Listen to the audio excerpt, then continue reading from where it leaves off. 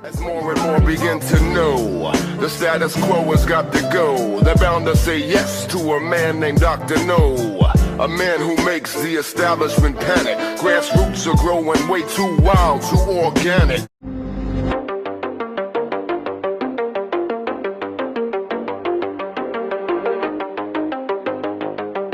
U.S. wants Ukraine's counteroffensive to go harder. So the Washington Post reported on Tuesday that U.S. officials believe Ukraine should be launching large-scale assaults against Russia's defensive lines despite the risk of major losses. And the officials are also blaming Ukraine's tactics for the struggling counteroffensive. The report said that the pace of Ukraine's counteroffensive has generated concern in the West that the government of Zelensky may not deliver as powerful a blow as it could. So the main complaint from the U.S. and other Western countries is that Ukraine is not using combined arms tactics, which integrates infantry, armored vehicles, and artillery. Instead, Ukraine is relying on artillery and sending small teams of engineers to clear minefields, which Ukrainian officials say that they're doing to prevent unnecessary losses. So the New York Times also reported that the U.S. was frustrated by Ukraine's caution.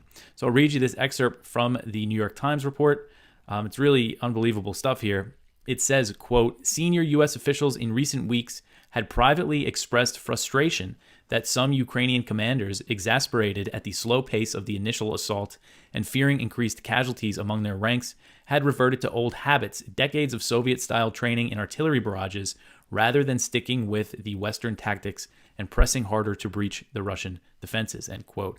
According to the Post, U.S. officials are privately saying that Western jets will not make much of a difference due to Russia's extensive air defenses. So even if they get these F-16s, U.S. officials are saying it's not going to make much of a difference.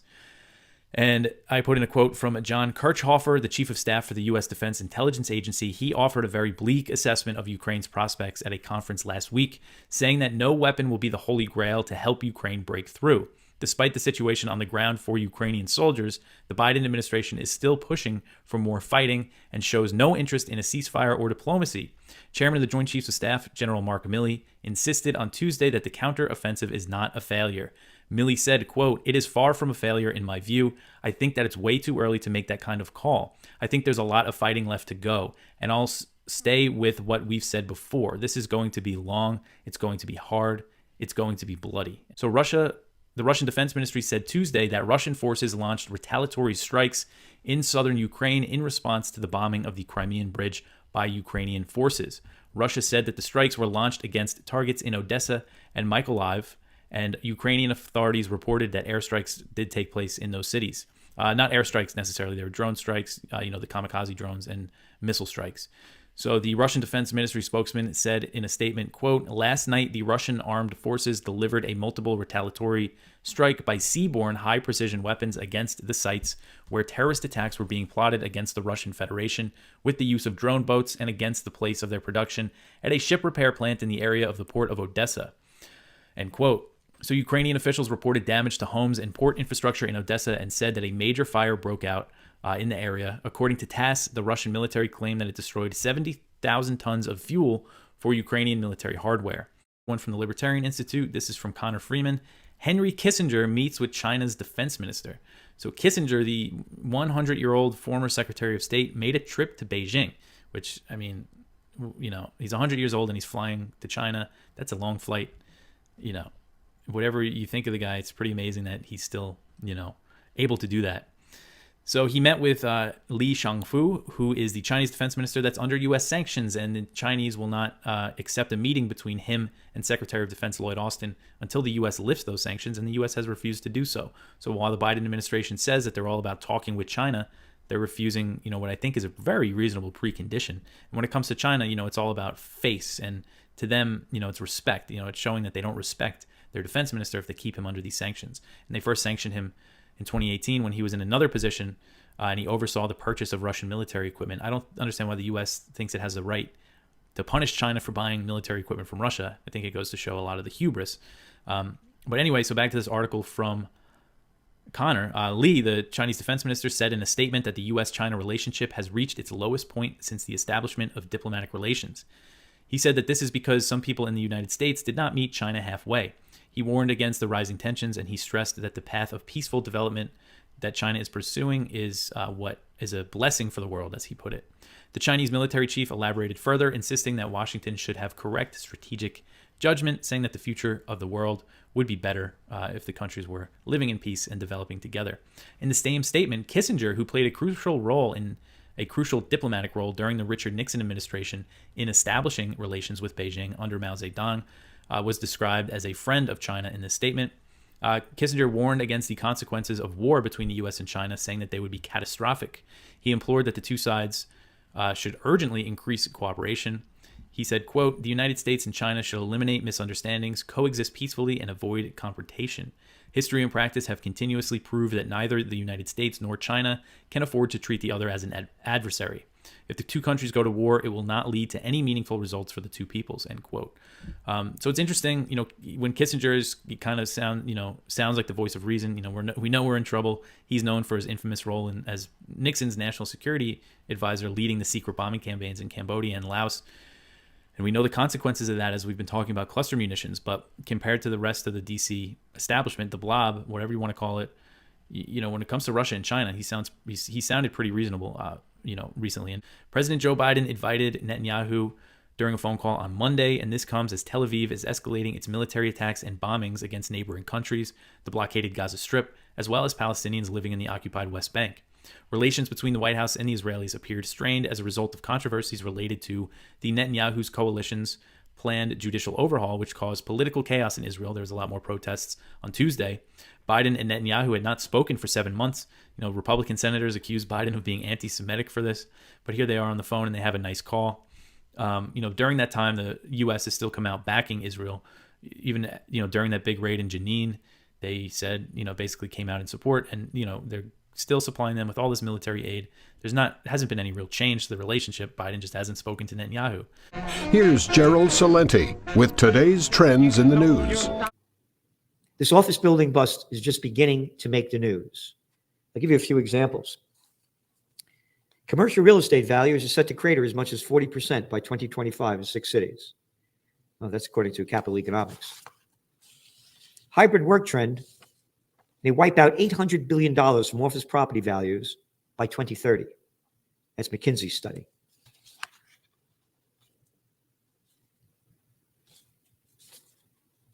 You ready for this one? Diversify or die. San Francisco's downtown is a wake-up call for other cities. This is an AP story that came out a couple of days ago. Jack Moganam, manager of Sam's Cable Club Lounge in downtown San Francisco, relishes the days when his bar stayed open past midnight, every night, welcoming crowds that jostled on the streets, bar hopped, window browsed, or just took in the night air. He had to drastically curtail those hours because of diminished foot traffic and business down 30%. China's going down. As I said, the 20th century was the American century, but the 21st century would be the Chinese century because the business of America has been war and the business of China business. But that's changed because China's the one that launched the COVID war on the Chinese Lunar New Year, the year of the rat in 2020, and had 3 years of zero COVID policy that destroyed the lives and livelihoods of hundreds of millions of people. Bottom line, the businesses that are gone don't come back. And then we put all the data in on the exports. And it's not only Chinese exports that are going down. They're going down in Vietnam. They're going down out of Taiwan. They're going down out of South Korea. And imports are going down. So now when you're looking at the market front, what's boosting it now, it's summertime and the living is easy. People aren't spending. The new numbers came out on retail. When you put inflation into it, they're actually negative. People are spending money on services, travel, tourism, that kind of stuff, going to restaurants.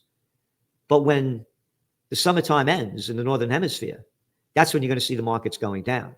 And that's when you're going to see reality set in from the high interest rates. The presidential reality show, Chris Christie calls it unlimited buffet of weapons for Ukraine. That slobby little fat boy that couldn't fight his way out of a paper bag comes out shooting his fat mouth off that he wants more weapons going to Ukraine.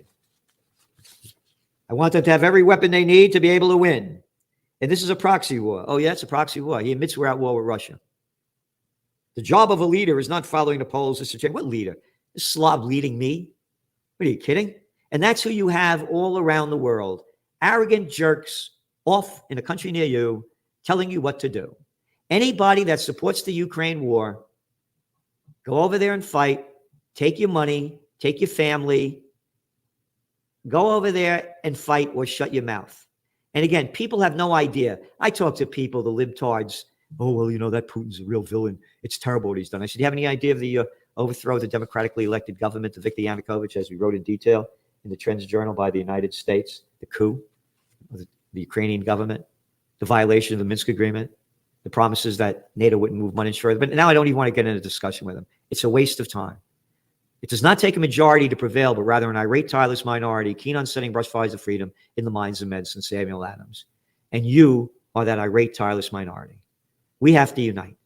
So do what you can to occupy peace, to support us. We're doing everything we can to support you. And then that guy, Pencilhead Pence, he said, I believe that it's the interest of the United States of America to continue to give Ukraine military the resources they need to repel Russian invasion. You're not going to repel the Russian invasion. They're going to win. And Pencilhead, you go over there and you go fight. Get in a discussion with Tucker Carlson. Your concern is that the Ukrainians, the country most people can't find on the map, Carlson said, who have received tens of billions of U.S. tax dollars, don't have enough tanks. I think it's a fair question to ask, like, where is the concern for the United States? It's not my concern, Pence replied. Tucker, I have heard that routine from you before. It's not my concern. Anybody that says we can't be the leader of the free world and solve our problems at home has a pretty small view of the greatest nation on earth.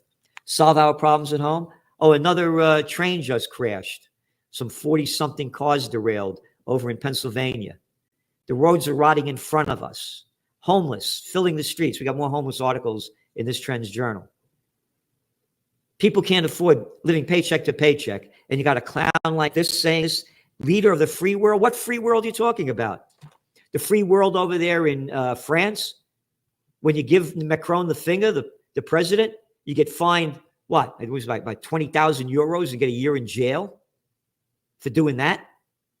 One after another. What free? It's not our business to be overseas. It's our business to protect America, to secure the homeland. Your daily dose of liberty education starts here. The Tom Woods Show. Oddly enough, the negative reaction to Rippaverse and your work. Yeah, well, this is the most mild thing that I've ever done, right? I've never done anything comparable, like as far as in recent years, like over the last decade, hot takes aside, like this is the most mild, apolitical thing that I've done. And I've got the most pushback doing this. Got more pushback doing this than I did backwards, or even doing stuff with being material and Blaze. Like none of that stuff compares to what we dealt with here. And I think that a lot of that is because of what this means, right? A lot of people, particularly the authoritarian left, have gotten off on being basically in control of all of entertainment sectors. So kind of like what Backwards did, it's a jolt in the industry, but it's also like a shakeup because people are like, well, wait a minute, we can't really control these guys. And, you know, we sat up there and definitely with the rise of the cancellation as an idea, definitely going in 2015 and beyond, where people will come for your jobs. They try to get you out of the jobs in the event that they didn't like something you said, whether it be then or whether it be years ago. And for us, and the setup is, well, they can't do anything.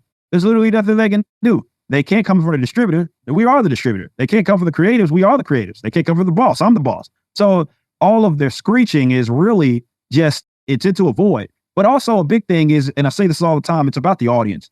They have for the last years with major brands basically insulted their audience, insulted customers. They rejected some or didn't like something. Longtime fans, they call racist, misogynistic, all this other stuff. And what the Rippaverse is watching those arguments be blown up in real time. Oh, the fact that people, they would never support a black character. Well, there's like some. They don't like female characters, whether it's Yaira, right? All of this stuff that they tried to levy on people, which we always knew was false. The Rippaverse disproves it just by mere existence. And it's not anything that it absolutely tries to do. It's just by default. So you combine that with the fact that they can't control it, you're getting the reaction it is that we get. And I've had more nasty things said about me than I ever have in my entire life, but it doesn't really matter end of the day because there's nothing that they can do to stop us. Nothing. Absolutely nothing. It's crazy. I mean, I'm thinking about what you're saying right now. I'm thinking to myself, if you guys are upset about this, you really should listen to his podcast. You have no idea. You're going to be begging to have Rippaverse back after you hear the other sides of Eric July. I mean, and as you say, there's nothing ideological about it. No, that's true. Like everybody for the most part leaves the political stuff at the door. Rippaverse is creative because we focus on making good stories, focus on making good content for our audience. And yeah, like again, all the hot takes and stuff that I've said over the years, this comic book universe is the least politically charged thing that I have done ever, as far as seeing the creative success it is that I have. And they hate me for it. They hate me for it because for them, they understand how important it was and is for them to keep control of this. I mean, we're seeing a reaction to me being at San Diego Comic-Con, which is a place that they think I'm not supposed to be at. Why would they host a guy that basically is the #1 selling brand right now in independent comics? Why would an actual comic book conference have the guy that's the actual owner there? They don't like it. They just think that it's their space. It belongs to them.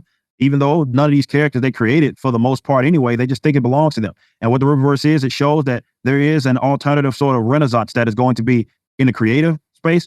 That's going to be a thing. There's not much they can do to stop it. So, this is them being faced with that reality.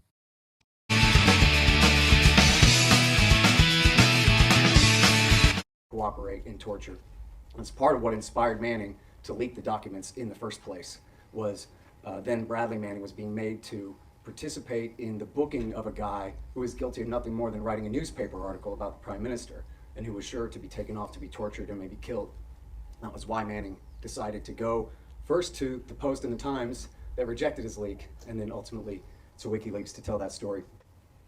They also leaked, Manning also leaked these documents from the State Department where they talked about the siege in the Gaza Strip. And now the policy was to keep the Palestinians on a diet, hungry but not starving, they said.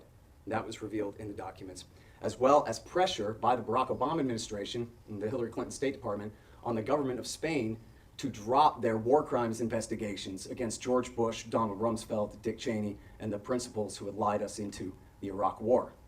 And hilariously, the Obama government said, "We're investigating, so you don't need to," and denied their universal jurisdiction there. And you should know this, because I don't know what you know about this, but it's very important, that CrowdStrike admitted that they had no evidence whatsoever that the Russians were the ones who had supposedly, quote unquote, exfiltrated that data from the DNC server. None. And in the Robert Mueller report, they claim no chain of custody to WikiLeaks, from whoever leaked it to WikiLeaks. In other words, every word that you've ever heard uttered about how it's some kind of known fact that Russia was behind that leak is just a lie. The whole thing was a hoax. And to this day, nobody knows who leaked it, other than Craig Murray. You saw in the video there, he told me on the show that he knows who leaked it. And it was no one that had anything to do with Russia whatsoever. That's believable compared to the lies about it.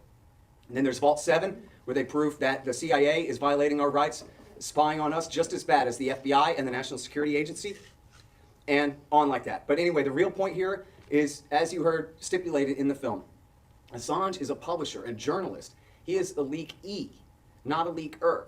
So he's never signed any confidentiality agreement, and he's not an American. So the only reason that he's under American jurisdiction at all is simply because our government claims so, even though they have no real right to. But as long as they do claim power over him, then that makes him a U.S. person. And that means he's protected by the First Amendment of the U.S. Constitution, and that means that he has the right to publish whatever the hell he wants. It's as simple as that. The problem is this, though. Woodrow Wilson, hold your booze for time. Woodrow Wilson's Espionage Act is written so broadly that it can include us for sharing WikiLeaks in our emails with our friends.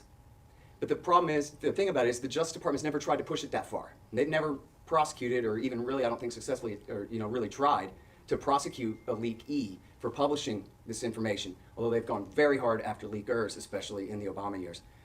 But so when they talk about in the movie where you saw people saying that this would set such an important precedent, there's no way to exaggerate that. If this guy was convicted in an American court of espionage and the Supreme Court would uphold it, there would be in American history the time before the case of U.S. versus Assange and the time after. And in the time after, it goes to show that the government can prosecute journalists for publishing secrets that they don't like. And so that is the biggest deal of all. It changed all of American history and where we're headed. You have two things that make the United States outstanding. One is from sea to shining sea. The other is the Constitution, and particularly in the Constitution, the amendments 1 to 10, which constitute the Bill of Rights. In the beginning, number 1, the First Amendment, the government will make no laws. It's categorical. The destruction, the blighting, the truncating, the removal of the privilege of the, not the privilege, that's the wrong word, the removal of the right, the fundamental right of every American citizen to access opinion and to exchange opinion between themselves, and as a consequence of that, fulfill the necessity of knowledge in their families, within themselves, within your friends, and within your community, as a consequence, within the Congress, within the state congresses and the federal Congress.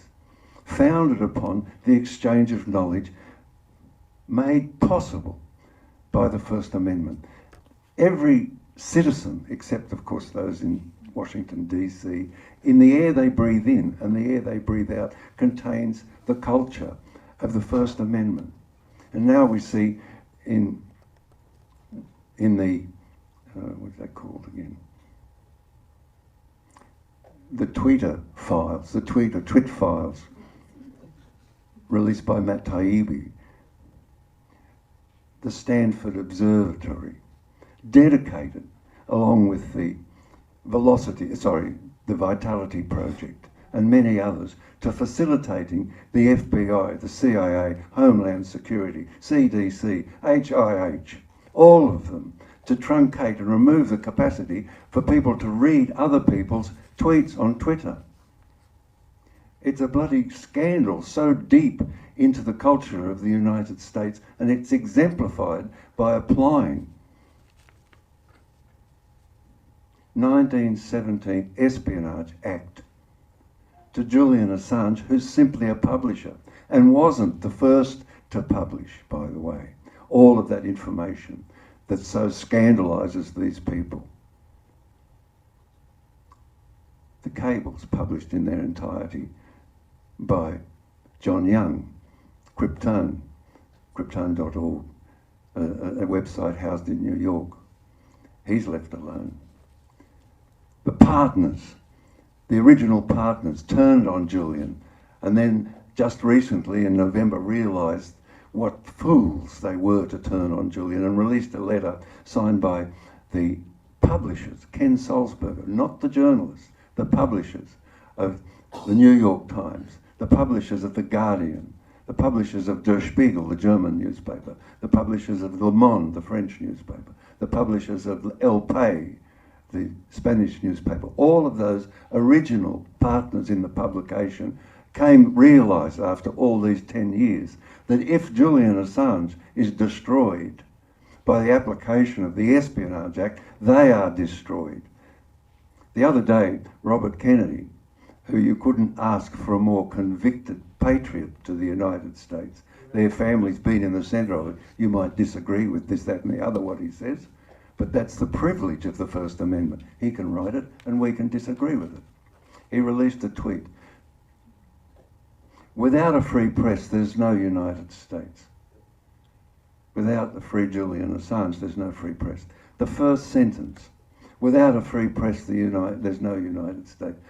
What does it mean? What are you left with, citizens of the United States? What are you left with? Ask the question and answer it for yourself.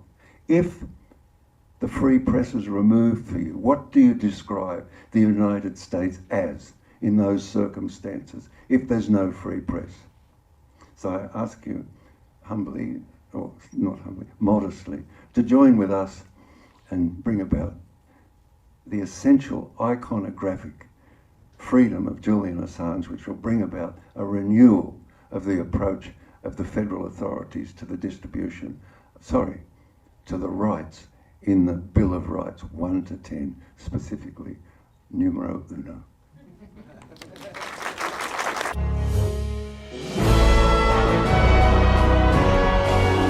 When Zuckerberg and his Meta, Facebook, came in and said, we're going to kill Twitter, we're going to do it with kindness, we're going to have a kinder, gentler Twitter, and so we opened up Threads. And a lot of people anticipated it, people who hate Elon Musk, and for some reason hate free speech, I don't know why. So after a couple of weeks, let's put it up now, this is why we're talking about it. Now this we saw on Zero Hedge. Meta's Threads bombs as daily active users halved. Now go to the next one, if you can, please. And this is a study. While a strong start makes Threads a contender among possible Twitter replacements, daily active users dropped from 49 million to 23.6 million in a week. Zero Hedge had a little fun with this. If you go to the next tweet, they said Threads usage drops by half from initial surge. At this rate, it will need a bailout from the CIA. And now looking at it in graphic form, this is what the chart looks like. If we can do the next one, just to finish this part out of what we're discussing. Now that black line is Threads. And when it launched, there was a huge surge of interest that first couple of days. And indeed, it surpassed Twitter in terms of usage. But very, very quickly, interest in Threads plummeted. and you can see that black line. Well, Twitter has stayed relatively solid with a couple of increases in the thing. So it came in, and people were interested, and they weren't that interested. I wonder what that does to the planned physical battle between the two. Oh my gosh! And they say Zuck is training. Zucker's training. So wow, pay-per-view. I bet they'd make $1 billion.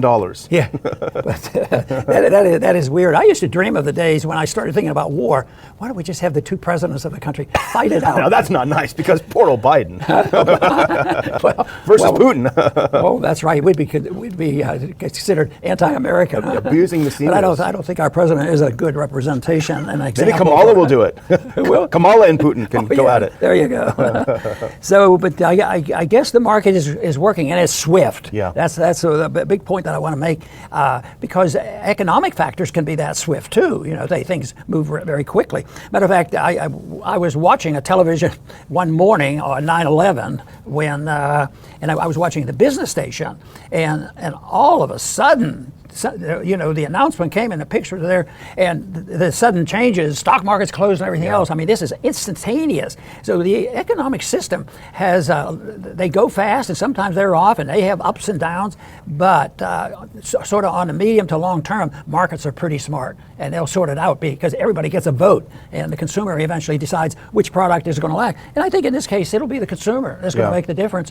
And it may not only be for the service that they're getting, it might be the trust in protecting their information. It might be the privacy issue that will make the difference. And I would think, from my non-expertise on the subject, I would think people would expect more protection of their privacy from Twitter than they will from Zuckerberg. I think this sort of the censorship genie is out of the bottle. And I think we learned from the Twitter files how much of a heavy hand these guys had on just literally determining what reality is. Because, for example, you talk about COVID. During COVID, if you disappear people like Dr. McCullough, you'll never know that there was that view out there. If you disappear people like Dr. Paul, who was talking about, the other Dr. Paul, who was talking about, well, what about natural immunity? If you just disappear what people can say, then that's never part of the debate. That's like that cartoon where, all the scientists agree, and then the one stands up and says, except me, and they shoot him. So I think what happened really is, and maybe I'm being too optimistic, is that people's perception changed, and they said, you know what, now that I realize how censored everything was, maybe I don't want to go there. And so I think that may have been what crippled Threads from the very beginning. Well, again, this is anecdotal. I'm not pretending this is anything scientific. This person, Shani Rich, got a notice from Thread.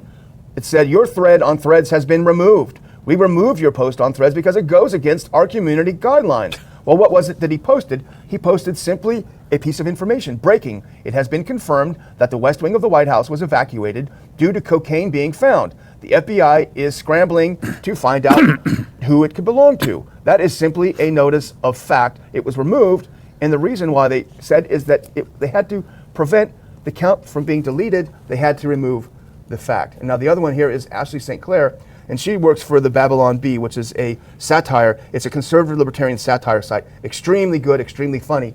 And she posted this. She went to Threads and checked it out. She said, I posted a meme about Twitter being better than Threads, and they removed it after 1 minute for, quote, incitement to violence. And let's look at what she posted. This is a very, very well-known meme that's used over and over, and it's very, very funny. If we can go to that next one, here's what she put up, kind of as a joke. It's a satire site. So it's the guy drinking coffee, and it says, Twitter is better than Threads, changed my mind. And here's what she got after she posted. If you can do the next one. Your thread has been removed. Your post on Threads goes against our community guidelines on violence and incitement. Come on. And that's why I think, Dr. Paul, again, anecdotal, but if this happened over and over, the word gets out and people just say, you know what, I don't want to go there. This idea came up, when we talked about legislation. I said, most of the time, Daniel, you'll know what the answer is by reading the title. Yeah, easy. Saved us some time.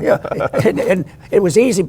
I was told it was easy for my employees because you could sort of anything that wasn't constitutional, I'm not interested in. Yeah. And other officers would say, you guys have it just too easy. You can we have to satisfy all the sponsors and all the supporters and the donors. Exactly. The $850 billion chicken comes home to roost is what Coburn titles it, and the subtitle says it all. The military-industrial complex is not designed to actually fight wars. If so, you wouldn't see Ukraine struggling right now to win one. Very heavy indictment, and he starts out, and we won't go into the detail, he starts talking about all the problems with the Bradley fighting vehicle.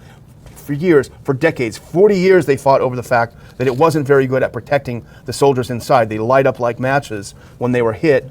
And the point being that the military-industrial complex operates very, very much separately from the idea of winning wars or protecting the country. He concludes, he says, the richest war machine in history, having scraped its cupboard bare, is now reduced to fielding a device of dubious military utility, deemed illegal by over 100 countries. That's what we get for $850. So there's the answer. Yeah. We're done. Our work is done. That's what. Just spend your money. Wise up, folks. It's not worth it.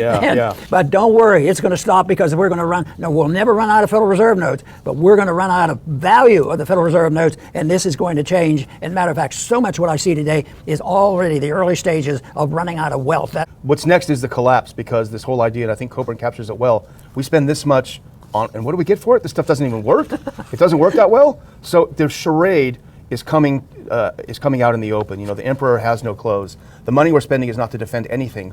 It's simply to enrich the well-connected. I'm going to just read a little bit from this paragraph because I think it's aside from your conclusion, which is the best sentence there, I think this is a very good summation of the point that Coburn is making. If we can put that next clip up. Coburn points out, Pentagon spending this year is projected to nudge $850 billion. The total bill is already way past $1 trillion, but that's another story. Yet, and here's what I underlined, even when endowed with such a gigantic pile of cash, the system is apparently incapable of furnishing the wherewithal for even a limited war, such as the one currently underway in Ukraine.